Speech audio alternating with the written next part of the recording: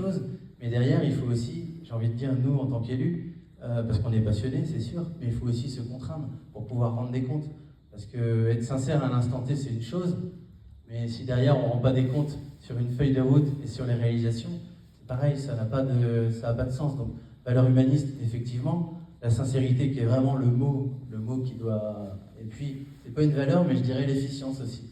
Être capable de se questionner, de dire, ben voilà, est-ce que le projet qui a été fait, il est bien efficient? C'est-à-dire, une fois que ça a été réalisé, je pense à la salle Joséphine Baker, par exemple, 2 600 000 € aux clients, qui est, il faut le dire, majoritairement vide. Et ben c'est pareil. Nous, on se bat depuis des années en disant les tarifs de location sont exorbitants. Les associations ne peuvent pas aller dedans. Là, actuellement, ils en ont remis de façon temporaire. Je pense notamment au club de bridge.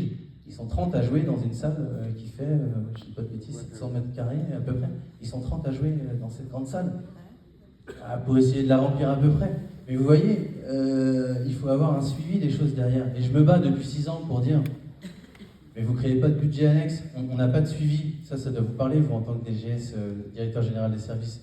On n'a pas de suivi par opération d'équipement. C'est-à-dire, moi j'ai une réalisation qui est faite, je dois avoir des recettes en face, un amortissement, des entretiens.